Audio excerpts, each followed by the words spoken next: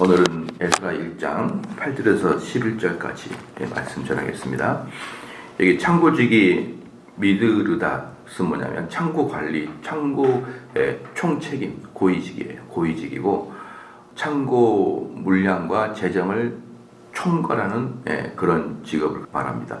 그래서 미드르닷은 이제 고대 페르시아인들에게 이제 매우 흔한 그런 이름이었어요. 미드르닷은 매우 흔한 이름이었고, 그 다음에 이렇게 미드르닷이라는 이름들을 이제 보면은 그 당시에 페르시아 사람들의 이름의 이제 흐름들이 보이는데, 이게 놀랍게도 이제 인도 유럽인을 아리안족이라고 하거든요. 아리안족. 고대 아리안족의 신의 이름이 미드르닷이에요. 그러니까 이제 페르시아 쪽에서 흔했던 이름이 아리안 계열. 이란 사람하고 이라크 사람이 좀 다르다 그랬죠. 이란 사람은 아리안 계열이에요. 이란 사람. 그래서 여러분이 이렇게 이라크 사람하고 이란 사람을 딱 보면은 구별이 금방 돼요. 그 사람들이.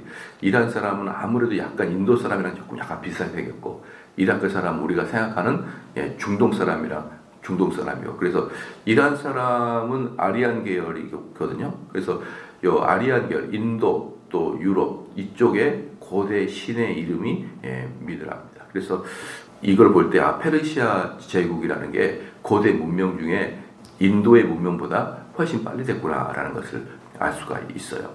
그다음에 여기서 유다 총독 이제 세스바살이 나왔는데, 이 세스바살은 이제 고레스에게 이제 임명된 총독입니다. 고레스에게 임명된 총독인데, 그 총독이라고 하면은 우리나라로 말하면은 일제 시간 동안에 조선 총독부에 총독을 보내듯이 그런 총독을 말하는데, 여기서 좀 재밌는 게 뭐냐면 이 총독은 바사, 즉 페르시아의 사람이 아니고 이스라엘 사람이에요. 이스라엘 사람.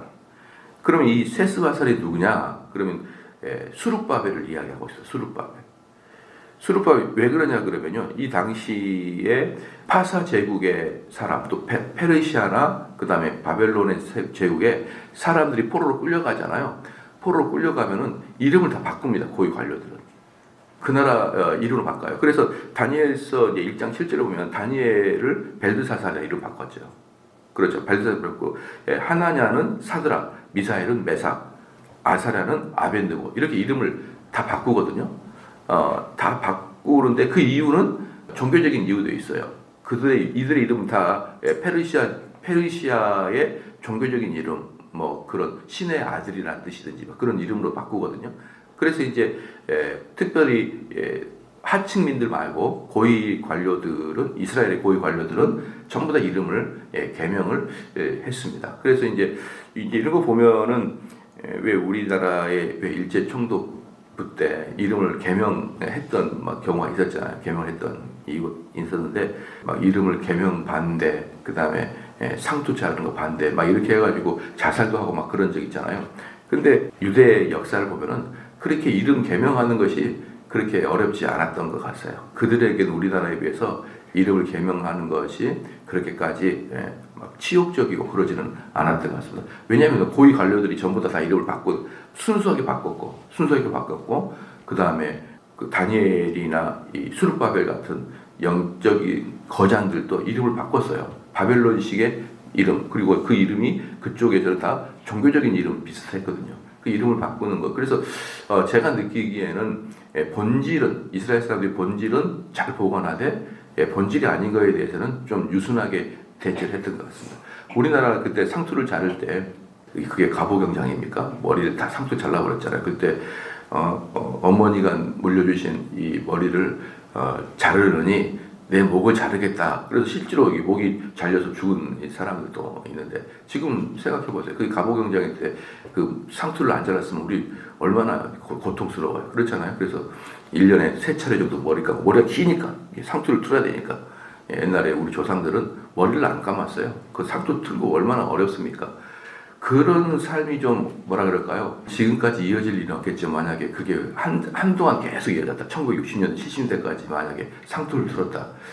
참 복잡하다. 그리고 일제시대에 여러 가지로 안 좋았지만, 딱 2가지 좋은 것은 양반 계급 없앤 거하고 이 상투 튼 거, 또 그 다음에 한복 같은 거 입은 거, 그거 없앤 거 너무 좋은 것 같아요. 제가 여름에는 한참 더울 때 못이 삼배 옷으로 이렇게 입고 추석 설날 때도 이렇게 한복으로 두루마리 입는데 불편해요. 불편습니다. 이게 안지 불편해요. 그래서 옛날에 우리 조상들이 이렇게 입고 다니니 참 고생 많았다라는 생각이 드는데 여러 가지로 잘한 것 같아요. 그것은. 그래서 뭐 일제가 강제로 하곤 했지만 우리 입장에서는 요즘에 보니까 프랑스에서도 프랑스 제가 지난번에 설교 한번 한 적이 있었어요. 프랑스에서 전체 프랑스는 세속 사회를 추구하고 있거든요.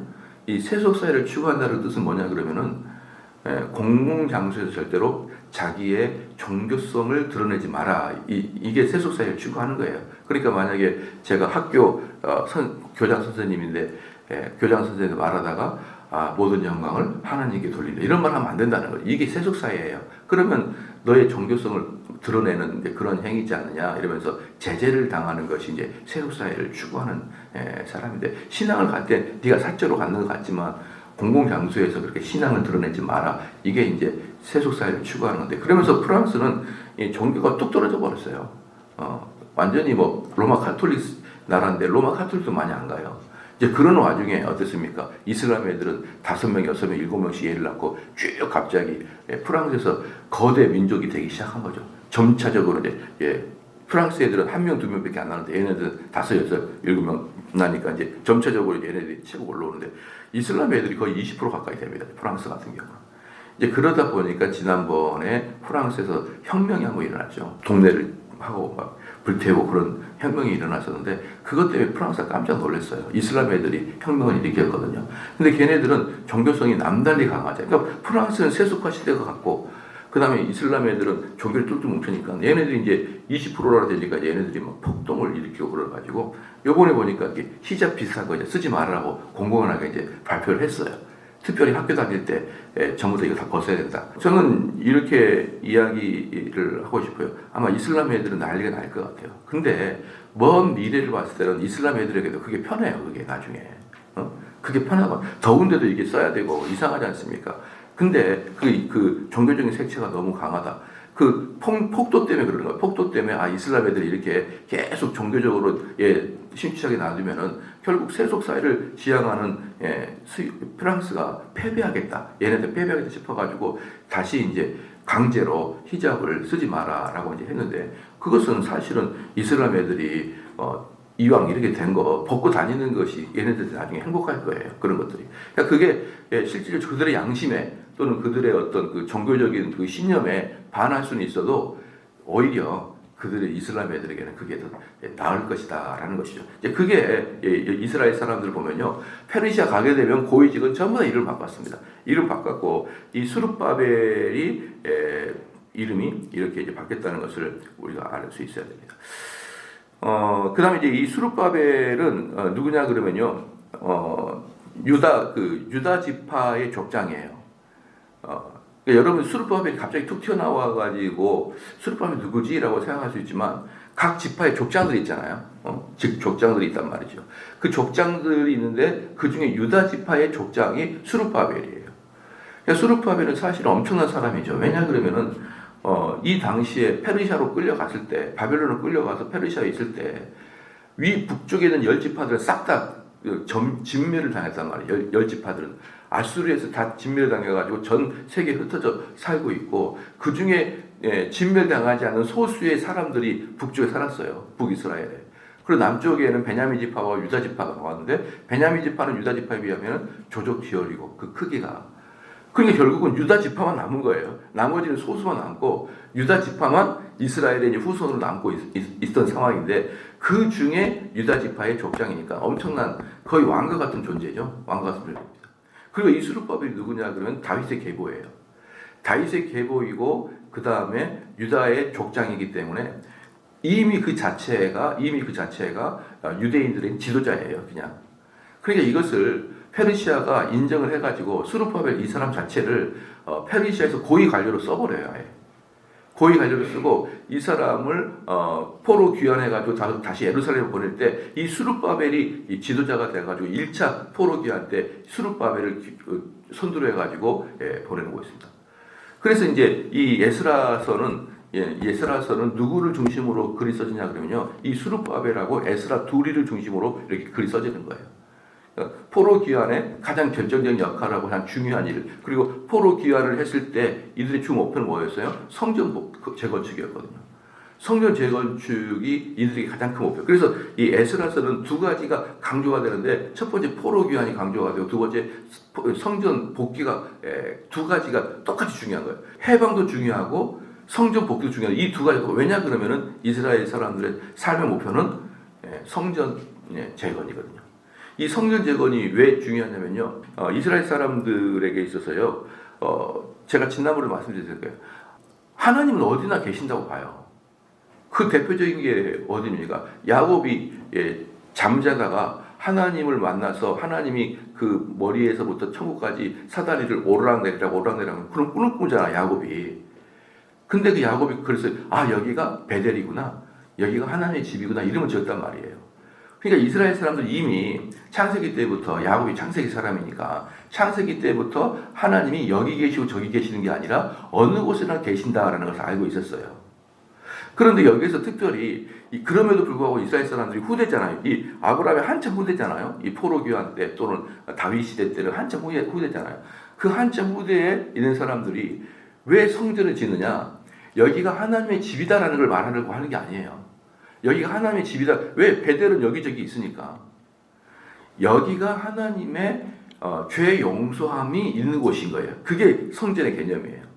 그래서 성전에서는 양도 잡고 사죄함의 제사가 이루어지잖아요. 양 잡잖아요. 그래서 다른 곳에서 양을 잡는 게 아니라 다른 곳에서 하나님이 계셔요. 근데 성전에서만 양을 잡는단 말이죠.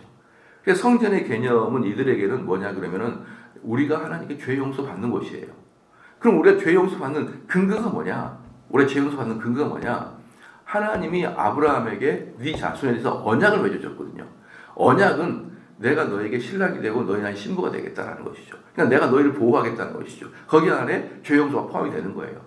그렇기 때문에 언약 신학, 언약의 신학, 그 다음에 죄 용서함의 제사, 그게 모두 총체적인 게 성전의 의미예요. 성전의 의미. 그러니까 이스라엘 사람들에게 성전이라는 것은 뭐냐면 우리가 죄 용서 받고 천국 가는 개념, 이게 성전의 개념이에요.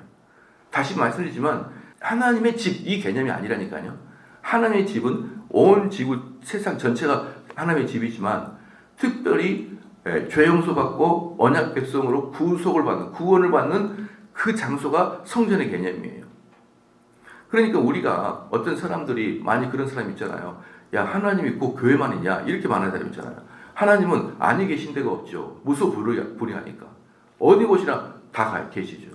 그러나 실제로 구원을 이루는 것은 교회밖에 없어요. 왜 교회밖에 없느냐? 구속에 대한 정확한 하나님 말씀을 들을 때 들으면서 우리가 믿음이 나는데 그 믿음으로 우리가 구원을 붙잡잖아요. 근데 세상에서 누가 하나님 말씀을 정확하게 구원의 도를 이야기해 줍니까? 하나님은 어디나 계시지만 이 교회 안에서 구원이 이야기가 되고 이 교회 안에서 구원의 역사가 일어난단 말이죠. 그래서 명백하게 우리는 이야기합니다. 명백하게 이야기가 뭐냐면 교회 안에만 구원이 있다고 우리 개혁교회는 분명히 이야기해요. 어떤 사람도 그렇게 얘기할 거예요. 나는 교회는 싫지만 하나님은 좋아. 나는 교회는 안 나가지만 하나님을 한 번도 거역한 적이 없어. 요즘에 특별히 가나안 교인 그래가지고 안 나가는 교인이 안 나가는 교인을 이렇게 뒤집어 보면 가나안 이렇게 해가지고 가나안 교인 이러는데 이런저런 이유로 교회를 안 나가는 사람이 기독교 비율 중에 30%가 넘는데요. 그럼 저희들은 그들을 불신자로 보지 교인이었는데 무슨 상처를 받고 교회를 안 나간다 보질 않아요. 다른 사람 모르겠지만 저 같은 경우도 이렇게 구원의 도를 선명하게 선포하지만 제가 외국 가가지고 미국 가가지고 한 3주간만 있으면요 평신도 같이 마음으로 딱 변해요.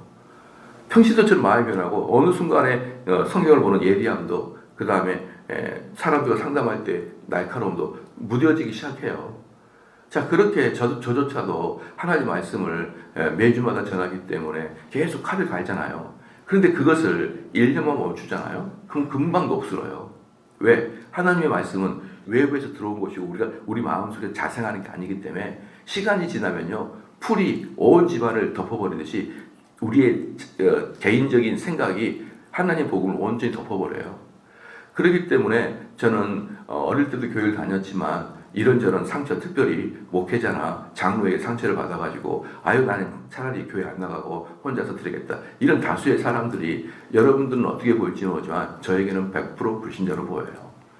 전혀 성도라고 말하고 싶은 생각이 일절 없고요. 또 역시나 그들과 만나서 대화해보면 성도의 이 어떤 흐름이 전혀 안 느껴져요. 말하는 어투가, 말하는 내용이, 말하는 단어가 전부 다 세속이에요. 그러니까 우리가 그런 걸 볼 때 왜 교회가 중요하냐.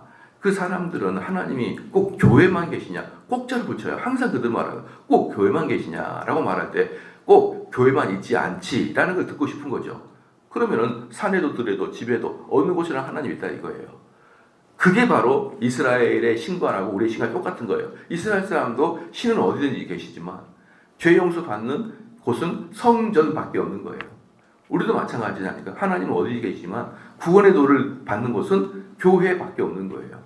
그래서 이스라엘 사람들에게는 그 성전을 재건하는 것이 해방되는 거하고 똑같이 등급으로 중요한 것이죠. 그래서 이네들이 수룹바벨과 에스라를 중심으로 포로 귀환해가지고 했던 것. 그리고 놀라운 것은 뭐냐면은 바사 왕의 고레스는 뭐라고 했냐면 돌아가가지고 너희들이 성전을 지으라고 명령도 했고 돈도 지원해줬고 그 물자도 지원해줬어요.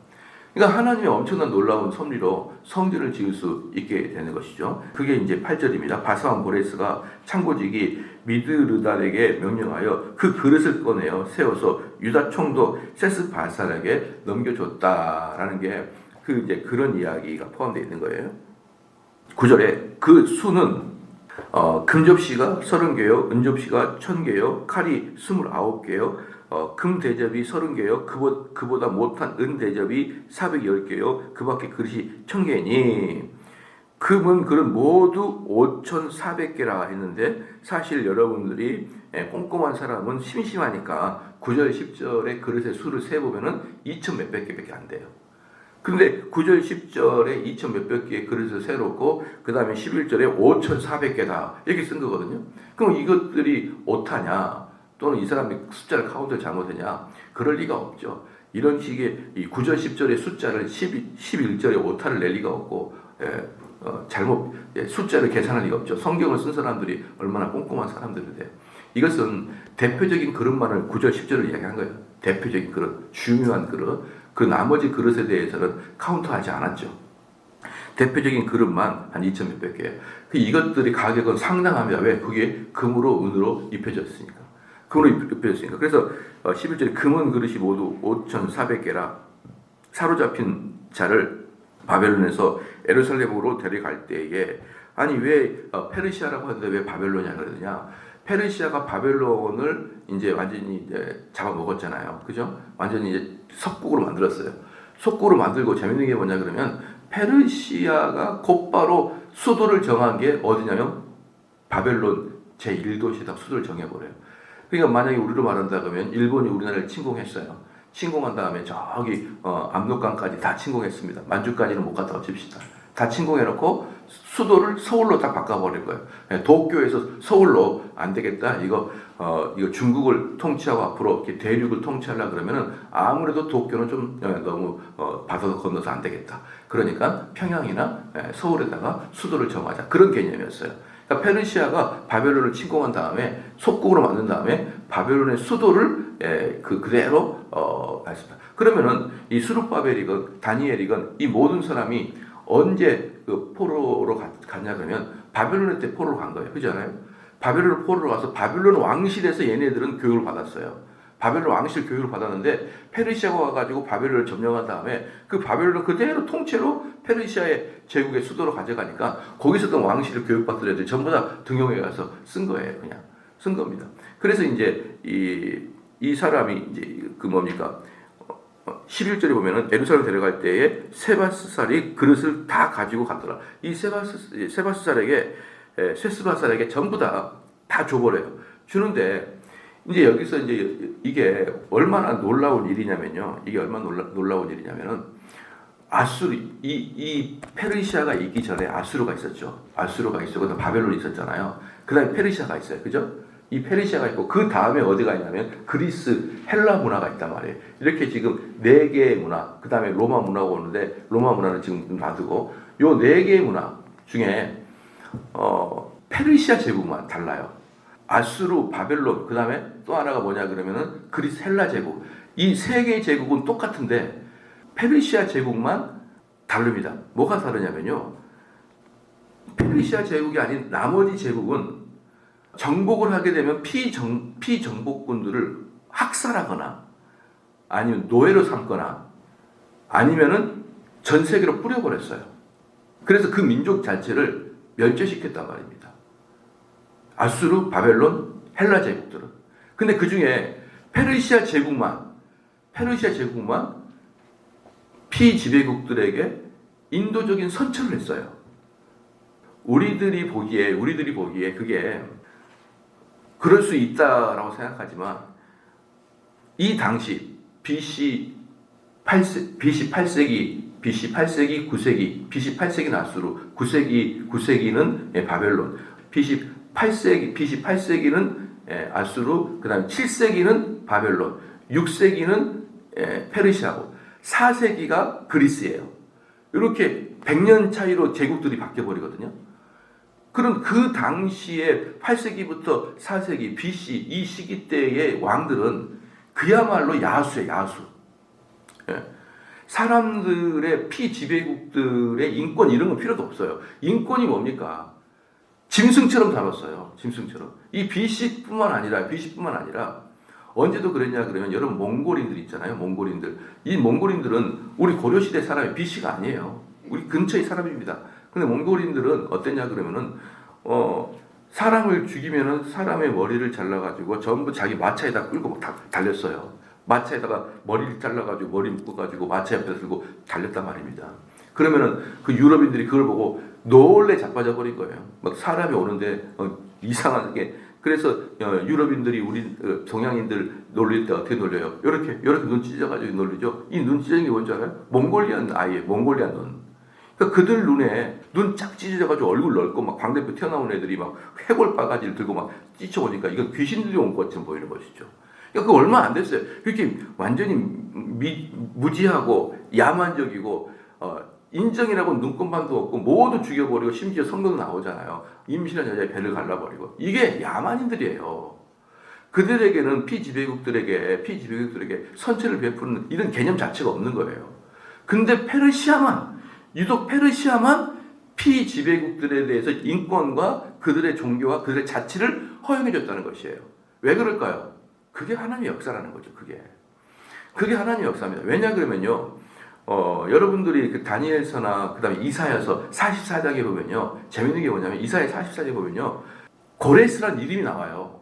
고레스가 너희들 해방시켜 줄 것이다. 근데 이사야서의 기록은 이 해방 에스라가 나올 때보다 훨씬 이전의 사람이거든요. 근데 그 이사야가 너희들이 해방될 것이라고 얘기하고 에레미야는 70년간의 종살이하고 해방될 것이라고 예언이 합니다. 그러니까 이사야서에서는 고레스라는 자가 해방시키겠다고 예언이 됐고 에레미야서는 70년간 종살이하다가 해방이 될 것이라고 이미 몇백 년 전에 이미 예언이 되어 있어요. 예언이 되어 있고 이게 이제 페르시아 제국이 되어서 해방이 된 거예요. 그럼 이것은 무엇을 얘기합니까? 하나님이 이미 그들을 고레스 밑에서 해방을 시킬 것을 이미 이사야나 에레미야의 예언자를 통해서 예언이 된 거예요. 그러니까 그 예언을 실천하기 위해서 하나님이 그 이스라엘 사람들을 다시 포로에서 빠져나가게 하기 위해서 뭐 했다는 거예요? 페르시아 전체를 바꿔버린 거예요. 이게 위대한 겁니다, 여러분. 우리는 우연의 일치라고 생각하죠. 예를 들어서요. 이스라엘 사람들한테는 희망이 하나도 없었어요. 왜냐하면 세계 최강대국인 바벨론 밑으로 끌려갔고 그리고 그 바벨론은 야만인 같았고 그렇게 그 바벨론하고 독립운동을 해가지고 이길 생각은 말해야 돼요. 제가 지난주에도 제가 설교했지만 우리 조선은요. 조선이라는 땅은 기껏 해봐야 딱좀밖에 없었단 말이에요. 근데 일본은 그때 독일보다 더 군사력이 셌다니까요. 여러분이 생각할 때 2차 세계는 일어날 때 독일이 일본보다 센 것 같잖아요. 안 그래요? 군사력은 일본이 더 셌어요. 인구도 더 많고. 그렇기 때문에 그 당시 세계 최고의 나라는 일본이었어요. 일본이었어요. 그때 만약에 일본이 하와이만 공격하지 않았다 그러면 하와이인가요? 그 중간에 공격했잖아요. 미군 기지를. 그것만 공격을 안 했다 그러면 미군이 참전 개입이 안 했어요. 그러면은 아마 동양은 일본이, 서양은 독일이 이렇게 양분해 갔을 거예요.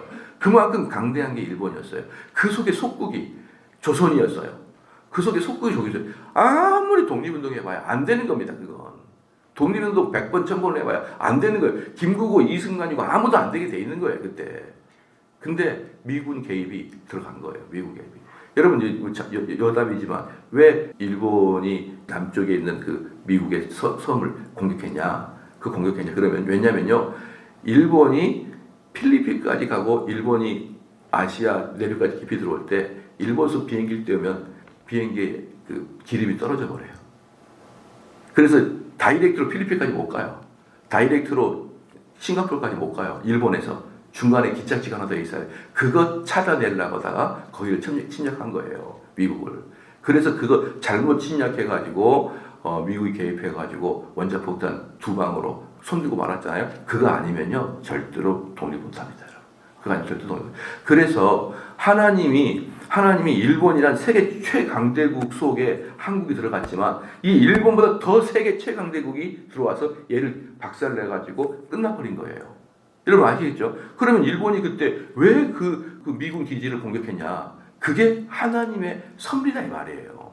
만약에 그 일본이 우리가 이 미국이 기지하지 말고 이 근처에다가 큰 항공모함을 항상 대기시켰다가 항공모함에다 기름을 가득 채웠다가 우리는 비행기에다가 연료를 지워자 이렇게만 계획을 잡았어도 미국 참여 안 해요. 그런데 이 일본 애들이 착하다가 거기를 침략함으로 미국이 들어오게 되고 미국이 들어오게 되므로 하나님 우리에게 독립을 줬어요.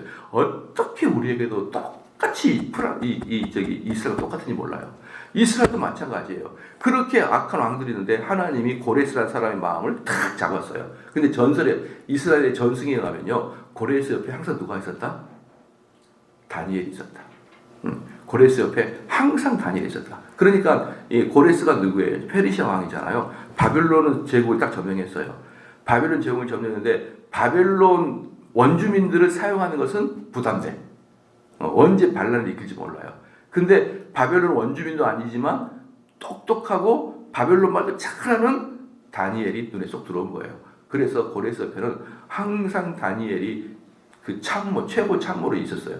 그 다니엘이 계속 이야기했지 않겠느냐라는 그런 전설이 있어요. 그 이스라엘 전승에는 그게 있어요. 그래서 항상 고레스 옆에는 다니엘이 있었다라는 것이죠. 그래서 이렇게 고위 관료 한 명이 얼마나 중요합니까? 우리나라 정책을 이끌어가는데. 그렇잖아요. 그러니까 쉽게 말하면은 다니엘의 설득에 의해서 고레스의 마음이 바뀌는 게 아니에요. 이미 하나님이 예언을 했어요. 고레스 때 나라를 독립시켜주겠다고. 그런데 하늘에서 고레스에게 쭉 그냥 뭐 번개 치듯이 들어온 게 아니라 제2의 도구, 즉 하나님이 다이렉트로 한 게 아니라 제2의 도구, 다니엘이라는 사람, 뭐 다른 그 포로로 잡혀온 고위 관료들, 수르바벨에 이런 사람들의 영향을 고레스가 받게 되어 있었고, 그 다음에 그런 과정을 통하여 하나님의 역사가 이루어진 거예요. 그래서 하나님은요, 만약에 우리 교회를 부흥시킨다. 나는 삼성제일교를 이 나라에서 부흥시키겠다. 그러면 갑자기 막 사람들이 몰려오는 게 아니라 한 사람을 세워놓고 그 사람의 설교나 그 사람의 전도를 통해서 역사하는 것이 하나님의 방식이에요. 여러분 아시겠죠? 하나님의 방식은 다이렉트로 하는 경우는 별로 없어요. 다이렉트 하는 경우는 별로 없고 항상 그의 종을 세워서 그 일을 진행하시는 분이 하나님이신 거예요. 그러면은 그 종을, 주의 종을 아무것도 아닐 수가 있죠. 왜? 하나님이 쓰신 도구도 되고. 그러나 반대로 그 종은 매우 중요한 존재예요. 다니엘이 중요하고 스룹바벨이 중요하고 느헤미야가 중요하고 다 중요한 존재들이었어요. 그래서 하나님은 그렇게 인간과 하나님의 주권적인 것이 두 개가 같이 가면서 역사한다라는 것이 있어요. 그래서 여기서 이제 11절 마지막에 금은 그릇이 모두 5,400개라 사로잡힌 자를 바벨론에서 예루살렘을 데리고 갈 때에 세스바살이 그 그릇을 다 가져다. 이게 또 이제 뭐냐 그러면은 이제 마지막이 뭐냐면은 어떻게까지 이것은 정말 희귀한 일인데요. 고레스가 얼마나 대단한 사람이냐면요. 제가 지난번에 말했지만 이스라엘 사람 돌아가 또는 이스라엘 사람에게 말하는 게 아니라 전체 포로들에게 다 돌아가 그랬어요. 그러니까 일본이 전체 아시아를 잡고 있다가 해방될 때 1945년에 조선도 독립이 됐지만 다른 나라도 다 독립이 됐잖아요. 그때 그것처럼 다 독립이 된 거예요. 그때 고레스가 무슨 칙령을 했냐면 니네들 지역에 있는 포로들이 귀환할 때, 이것은 이스라엘 전승이 나와요. 돌아갈 때 그들이 포로로 와서 70년 있었잖아요. 그죠? 그러면 거기에 대해 인건비를 적당하게 계산해서 줘라. 이게 고레스의 칙령이었어요. 이들은 70년간 바벨론에서 포로로 잡혀가지고 전부 다 노예로 있었다는 게 뭐예요? 일하고 돈을 못 받았잖아요. 일하고 돈을 못 받았잖아요. 그러니까 고레스가 그들의 일당을 적당하게 쳐서, 정확하게는 못 줘도 일당을 쳐가지고 돌려보내라. 이게 고대 왕한테 이런 아이디어가 어디서 나왔을까? 무조건 때려 죽이고, 무조건 불살라버리고, 심지어 임신한 여자까지도 배를 갈라버리는 그런 왕이 포로 귀환도 포로 귀환이지만 그 사람 돌아갈 때 뭐하라? 1인당 얼마씩 줘서 보내라. 근데 그것을 누가 하냐면 그 지역의 자치구의 백성들 너희가 돈을 줘서 보내라. 이렇게 칙령을 내려서 그들이 기꺼이 돈을 줘서 돌려보냈습니다. 여러분 이게 하나님의 섭리가 아니고 뭐가 섭리겠습니까? 그래서 이런 불가능한 일, 사라가 90세 때 아이를 낳았듯이, 마리아가 동정녀로 예수님을 낳았듯이, 이 페르시아의 안에서 이 고레스의 칙령은 기적인 거예요. 그 정도의 기적인 거예요. 우리들 눈에는 그게 별거 아니겠지로 보이지만 그것은 사라가 출생시키는 것만큼의 큰 기적을 여기서 일으켜 버립니다. 그래서 이것은요, 어떤 사람의 노력이 아니고 하나님의 주권적인 역사하심이고, 하나님의 주권적인 역사가 어떻게 되냐면은 이스라엘 사람을 뚝 띄어다가 예루살렘 갖다 놓고 그렇게 하지 않아요. 항상 사람을 이용합니다. 누구? 고레스를 이용하고, 고레스 옆에서 다니엘을 이용하고, 이런 식으로 사람을 이용해서 하나님이 이렇게 역사를 진행해 나갑니다. 그러면 어떻습니까? 그러면 결국은 이 땅을 하나님이 운영하신 것은 사람의 마음을 이렇게 바꾸는 거예요. 이렇게 바꾼 것입니다. 그리고 이렇게 바꾸고. 그래서 우리들 눈에는요, 그게 안 보여요. 하나님의 역사가 우리 눈에는 안 보여요. 근데 사람의 마음을 바꾸는 게 하나님의 역사예요. 그 마음 심중을 뚫어보시고 심중을 하나님 은혜를 줘버리면요, 불신자도 하나님의 종이 되어서 그 뜻을 따르는 거예요. 그래서 우리 성도들은 이걸 하는 거예요. 다른 사람과 각을 지고 다른 사람과 싸우고 그러면 안 돼요. 여러분들이 다른 사람하고 사이가 안 좋은데 하나님이 역사해가지고 이 사람 마음을 바꾼다, 그런 거 없어요. 우리들 눈에는 뭐라 했어요? 하나님의 역사가 안 보인다 그랬죠.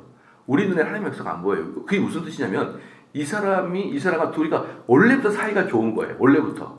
그래서 불신자가 보기에는 우리가 사이가 좋으니까 내가 너한테 마음을 열게, 이런 마음이 느끼는 거예요. 불신자 눈에는. 그러나 하나님께서는 이 관계 속에서 이 불신자가 성도의 마음을 열게 해준 거예요. 이렇게 알겠죠? 하나님의 역사는 하나님의 역사고 우리 역사는 우리 역사예요. 그렇기 때문에 우리는 항상 좋은 관계를 유지해야 돼요. 항상 좋은 관계를 유지해야 돼요. 안 좋은 관계 속에서 갑자기 이 사람이 나는 어저께까지 너를 원수로 알았는데 오늘부터 너를 좋게 여겨야지, 그런 거 없는 거예요. 원래부터 좋은 관계예요. 다니엘은 아마 고레스 옆에서 원래부터 고레스의 눈에 들었어요.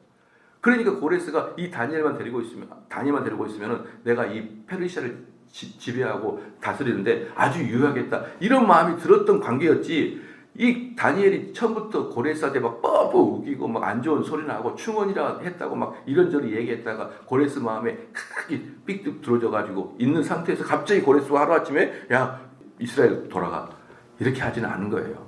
여러분 알겠죠? 그래서 성도들은 기본적으로 다른 사람과 각을 지는 사람이 되면 안 돼요. 누구하고도 성도들은 잘 어울려야 되는 거예요. 각져가지고 툭하면 싸우고 툭하면 멀어지고 툭하면 상처받고 눈물 흘리고 그렇게 해서는 안 되는 것입니다. 항상 성도는 여러 사람하고 두루두루 선한 관계를 유지하기를 주로 축원합니다. 바로 그런 관계 속에서 하나님은 상대의 마음을 변화시킬 거예요. 그래서 여러분들이 전도할 때 여러분들의 덕을 베풀 때도 그들이 기쁨으로 그 일을 하게 될 것입니다. 기도하시겠습니다. 하나님 아버지 참으로 감사합니다. 주께서 고레스의 마음을 바꾸어서 고대 시대에는 상상할 수도 없는 그 엄청난 일을 고레스를 통해서 이루심을 보게 하여 주심을 감사합니다.